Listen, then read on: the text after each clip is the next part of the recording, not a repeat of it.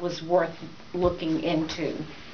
And I also did not feel like the provider agencies were really providing that much of a service to me, since I always found my own workers anyway.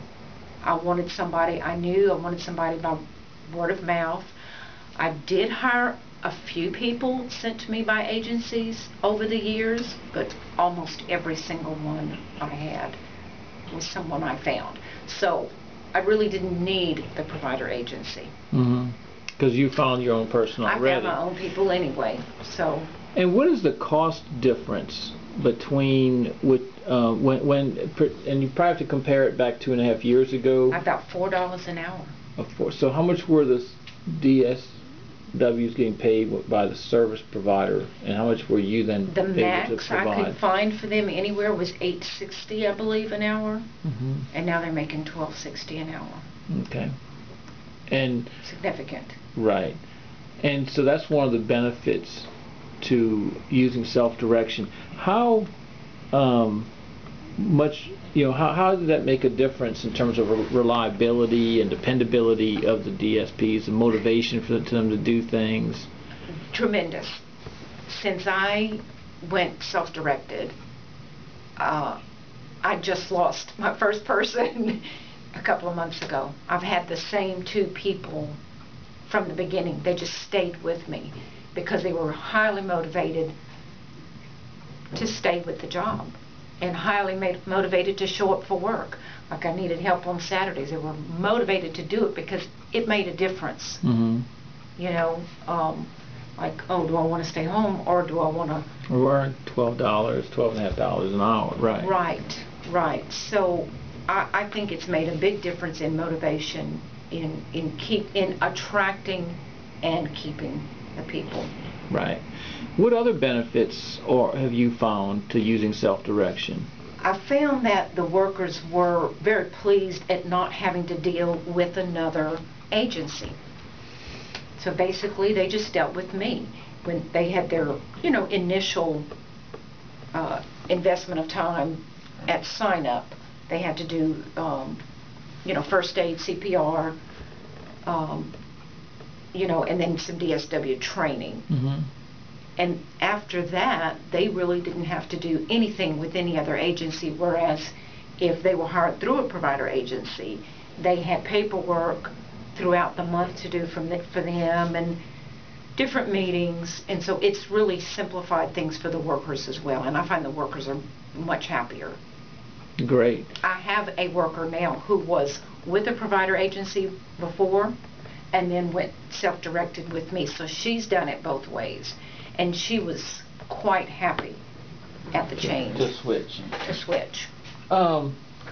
Did before, 2.5 years ago, before you went self-direction, did you lose a lot of workers? Did you have a high turnover? I did.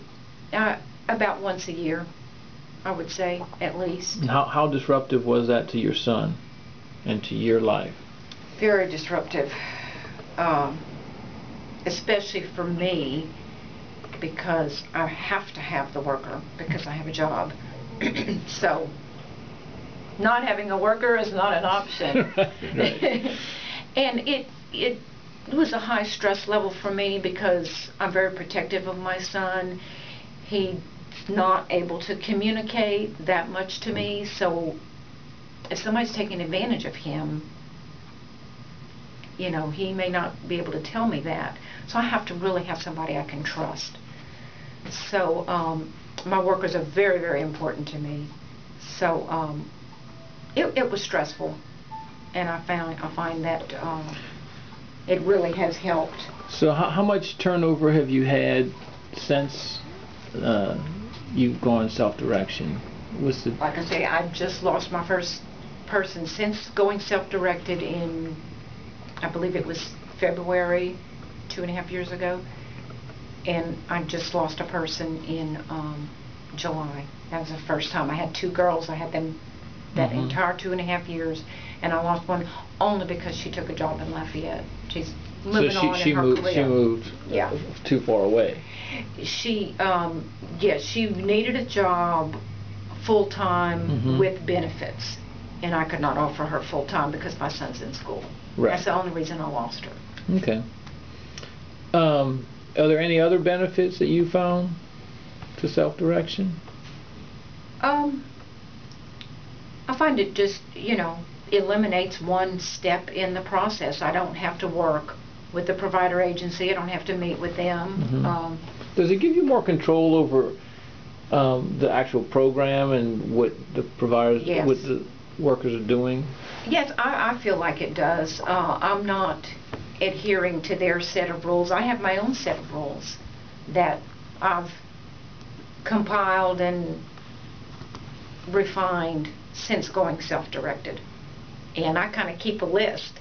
And over the years, I've added a few things to the list. So when I sit down to interview someone, I have my list of criteria that I discuss with them and that I'm looking for. And it's my set of rules. It's not an agency set of rules. Right. I think I want to deviate a little bit from the sequence of what we said. I think let's do the setup and then talk about the pitfalls or challenges. Is that okay? Mm-hmm. Mm-hmm. So, I mean, we know that a lot of responsibility is put on you being the employer, and so why don't you describe how you set up the whole program, and then maybe during that you might want to share what you would do differently, but kind of start off with what it takes to set it up, and is that hard to do? It's tricky. It is a little bit tricky. I do think there could be better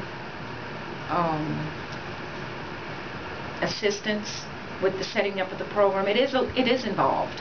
I mean, there is a book, but I think it could be simplified. I think if someone was just, given this binder, okay, here are the forms, here's your new hire section, mm-hmm. and you must have every one of these forms for a new hire. It is some work hiring somebody new. That's why you do have to be careful that you're not just hiring somebody for 3 or 4 months. You want somebody that's going to stay with you, because it is an investment of time. Once it's set up, once the person is hired, it's easy. It runs smoothly. Then it's just a matter of making sure they're filling out their timesheets, faxing in those timesheets every 2 weeks, making sure their insurance is up to date. There's not a lot to it. It's just that initial setup. Now that I have my book in place, I mean, I could easily sit down with another individual and just say, this is what you need right here. Right. Now, professionally, though, you're accustomed to kind of organizing stuff like that. Yes, I have been an office manager for 25 plus years, so that's not necessarily intimidating to me. But even for me, it was, required some attention to it, and mm-hmm. required some work. But I think it's well worth it, especially, like I say, once it's set up. So it mostly runs itself, Mm-hmm. So how much time did it take you to set it up? Like, what kind of time investment? Because that's really what it is, what we're talking about here, is you're committing your time so that you can have more quality. Yes, it initially, you're going to spend a few hours maybe every day for a week, 2 to 3 hours a day, I guess. Or if maybe you could do it all at one time.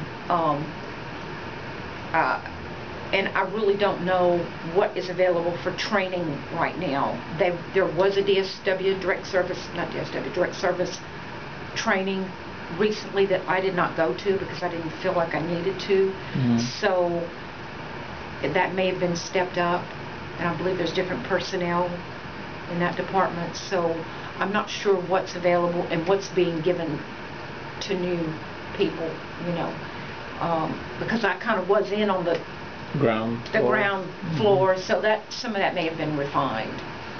Okay. What would you do differently about setting up your program? I think one-on-one would be very helpful, or maybe a trained person, maybe with 2 or 3 people, and just sitting down with them and just basically giving them a binder. Here are your forms, and just going through and let each person ask their questions, and just specifically have a whole section of forms. This is what you need for your new hire. Okay. Anything else that you would do differently? That's all I can think of. Like I said, we did mention, you know, mentoring program for people who are already in self-direction, who would be willing to volunteer as a mentor, which I would be. I would be willing to volunteer for someone going self-directed, you know, say once every month or two, some, you know, a new person coming on, say, okay, I'll work with that person, and they can call me with their questions. Good. That's very generous of you. So, and I'm hoping some other of the people in self-direction would feel the same way, that you get that mentoring. So what would have been some of the pitfalls or challenges that you faced with running? I mean, just running anything is, you know, has, you know, always presents its challenges. What I guess things of this presented to you? I did.